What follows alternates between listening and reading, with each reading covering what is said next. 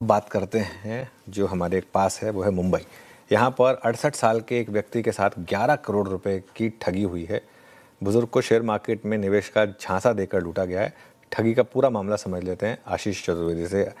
आशीष, 11 करोड़ कैसे और कब? सर ये रीसेंट केस है, लेकिन इसे समझना बहुत इंपॉर्टेंट है क्योंकि पिछले 1.5-2 साल से ऐसे केसेस रुकने का नाम नहीं ले रहे हैं। लगातार आपके आसपास भी बहुत सारे लोग हैं, मैं खुद कई पर्सनली लोगों को जानता हूं जिन्होंने इसमें मोटा पैसा गंवाया है।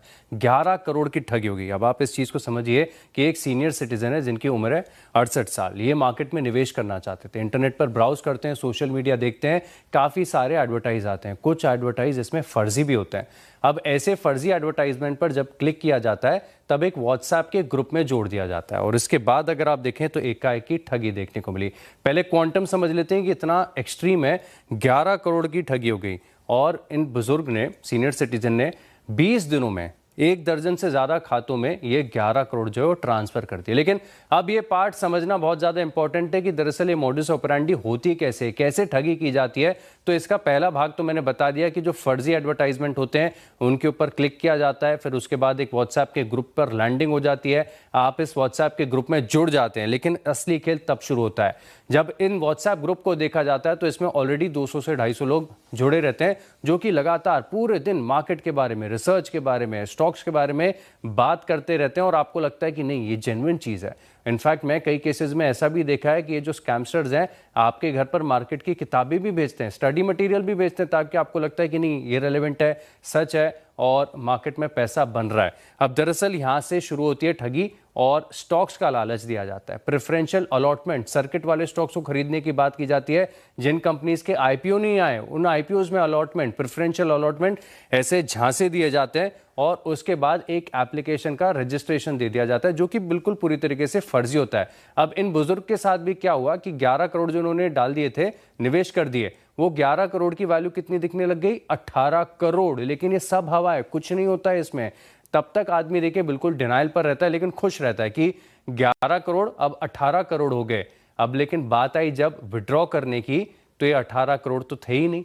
अब यहाँ पर स्कैमस्टर से पूछा गया कि हमें विड्रॉ करना है तो उन्होंने कहा नहीं, आप विड्रॉ नहीं कर सकते, आपको 8 करोड़ और देने पड़ेंगे।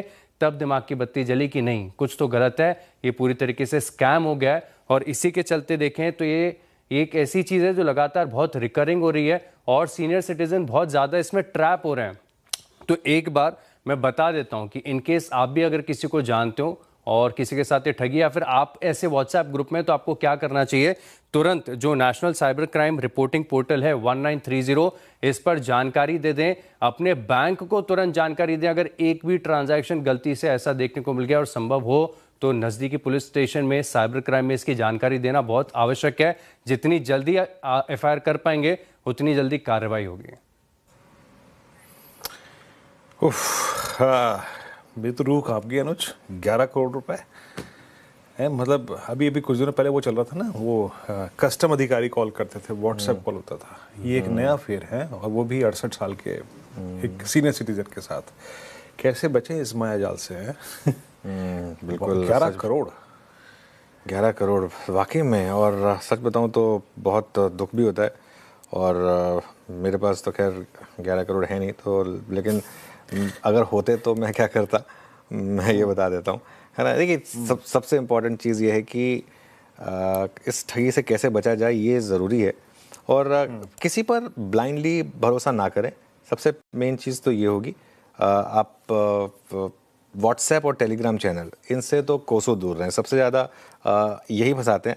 और आजकल क्या हो रहा है ना वीरू, आजकल व्हाट्सएप और टेलीग्राम चैनल्स जो हैं वो काफ़ी हद तक आपको एक ऑलमोस्ट एआई यूज़ करके बिलीव करा देते हैं कि ये यही है।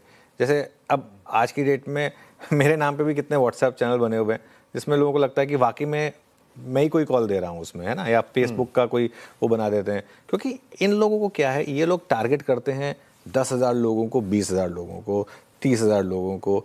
इनको सबको नहीं फंसाना। कई लोग सोचते हैं कि यार ऐसा ये लोग इतना एफर्ट क्यों डालते हैं जब सबको पता है कि ये फ्रॉड है। इनको बस ये ऐसे 3-4 लोग ही तो चाहिए। एक भी फंस गया अगर, जिसने 11 करोड़ दे दिए, तो इनके बाकी 999 अगर बच भी गए तो 999 पे इन्होंने जितना एफर्ट मारा उससे क्या फ़र्क पड़ेगा। तो कोई भी पहली बात ना, कोई भी अनरजिस्टर्ड एडवाइजर ही ना ज्वाइन करें। कोई भी ज्वाइन करें ना, उससे पहले उनका सेबी का रजिस्ट्रेशन नंबर मांग ले। सेबी का रजिस्ट्रेशन नंबर मांगने से क्या होगा, कल को आपके साथ अगर फ्रॉड हुआ भी तो फिर आप उसकी कंप्लेन ढंग से कर पाएंगे, सेबी के साथ कर पाएंगे। सबसे पहली बात तो ये है। दूसरी बात, बिना जांचे पहचाने किसी को पैसा ना दें। और किसी को पैसा देना ही क्यों है? आप ये ठीक है, आपकी जो फीस है, अगर आप मान लो इसमें फंस भी जाना चाहते हैं, अगर आप उनको फीस देना चाहते हैं कि चलो ठीक है, आप मेरा पैसा बढ़वा देंगे, जो मर्जी कर देंगे, आप मुझे बताइए, मैं खुद ट्रेड करूंगा, मैं अपने अकाउंट में ट्रेड करूंगा। आपके अपने अकाउंट में ट्रेड करिए, किसी दूसरे को पैसे देने का क्या मतलब है? और ये जो ऐप्स है ना, ये ऐप्स पर तो बिल्कुल भी भरोसा ना करें। जहाँ पर भी सेबी का रजिस्ट्रेशन नहीं है, ऐसी किसी ऐप पे भरोसा ना करें। और व्हाट्सएप, टेलीग्राम ग्रुप्स, इनसे कोसों दूर रहें, ये मेरा व्यू रहेगा। और सच बताऊं तो बहुत दुख होता है, क्योंकि सोचिए 11 करोड़ क्या होता है, मतलब रकम होती है 11 करोड़। मतलब यहाँ तो अगर 300 रुपये भी एक्स्ट्रा किसी के चले जाएं तो दुख होता है, इधर 11 करोड़ का मतलब फ्रॉड हो जाए तो ऑब्वियसली पेन तो होता ही है। मैं बताऊँ अनुज, लास्ट वीक की बात है, बजट से ठीक पहले 2-3 दिन पहले हम क्लोजिंग ही कर रहे थे, मेरे पे मैसेज आया एक, है ना, कि आपका चालान है। तो मैं चालान अमूमन आदमी फ्रॉड भर देता है ना, कि तो मैं गया, खोला चालान, फिर ऐसे ही क्लोजिंग कर रहे थे तो मैंने डिटेल में पढ़ा, मैंने आपको स्क्रीनशॉट भेजा था उसका। मैं कहा ठीक है, भरते हैं चालान। लेकिन फिर जब मैंने देखा कि उसमें जो मिस्टेक थी, उसमें लिखा था कि हेलमेट नहीं पहना था। मैंने कहा यार, गाड़ी 4 व्हीलर में हेलमेट पहन के कौन बैठता है? गाड़ी का नंबर मेरा था, हेलमेट नहीं पहना था। और हुआ क्या, अल्टीमेटली अगर मैं उसको पे करने जाता तो वो पूरा अकाउंट खाली हो जाता। ये चल रहा है आजकल। तो ये चालान अगर भरने को आपसे कहा जाए तो प्लीज थोड़ा सा देखें। मेरे साथ लास्ट वीक हुआ है। नहीं, वैसे ये एक्सपेक्ट कर सकते हैं मामा कि मतलब वो ये जेन्युइन भी हो सकता है। मतलब हाँ, बस उस बार जब चालान भरने जाए, हमारी अथॉरिटी से कोई भरोसा नहीं है। वो 2 व्हीलर 4 व्हीलर वो क्या पता कुछ भी भेज देते हैं। वो डुप्लीकेट था। हाँ नहीं, वो डुप्लीकेट था, मैं समझ गया आपकी बात। लेकिन मैं वैसे बता रहा हूँ कि वो कई बार हो जाता है वैसे।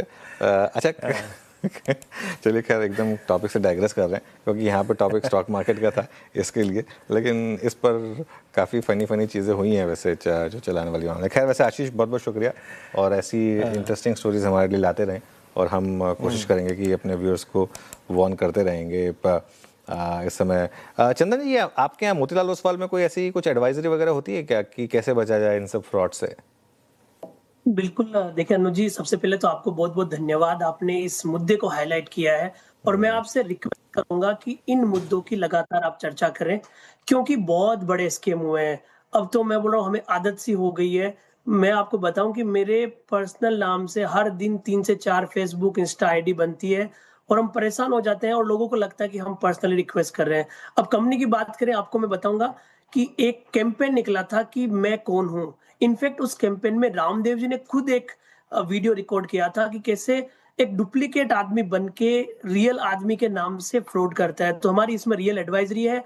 इनफैक्ट मैं आपको बताऊंगा कि हमारी कोपकॉम टीम के साथ में 3 लोगों की एक टीम है, जिसको हम बार-बार अपडेट करते हैं कि इस अकाउंट को आप ब्लॉक कीजिए, इस नंबर की कंप्लेन आई है। और इनफैक्ट हमारी लीगल टीम है जो लगातार इस पे काम कर रही है।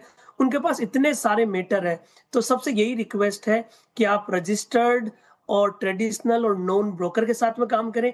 आपने एक बात की थी कि आप जब किसी की एडवाइजरी ले तो पहले सेबी सर्टिफिकेट दिखाएं, बट कुछ केसेस में ऐसा हुआ है कि जो फ्रॉड कर रहे हैं वो एक डुप्लीकेट एज इट इज किसी का सर्टिफिकेट क्लाइंट को मेल कर देते हैं, ताकि क्लाइंट को विश्वास ही नहीं हो कि फर्जी कौन है। तो सबसे पहली बात, आप जब भी ऐसा ट्रांजेक्शन करें, पर्सनली मिलें, सारे दस्तावेज चेक करें, और साथ में ये याद रखें, किसी को पैसा ट्रांसफर नहीं करें, पैसे अपने अकाउंट में रखें, चाहे आपको ट्रांजैक्शन करना है या नहीं करना है। ये एक बहुत गंभीर मुद्दा है, और सीएनबीसी आवाज ने इस मुद्दे को उठाया, इसलिए बहुत बहुत धन्यवाद। और जितने भी मेरे फॉलोअर हैं, उनको भी मैं ये चांस लेके और रिक्वेस्ट करना चाहता हूँ कि प्लीज ध्यान रखिए, हम कोई रिक्वेस्ट आपको नहीं भेजेंगे। आप यदि जो हमारे वेरीफाइड यूजर नेम है, उन्हीं को फॉलो कीजिए, और किसी के साथ पैसे का ट्रांजेक्शन तो बिल्कुल नहीं कीजिए। बिल्कुल।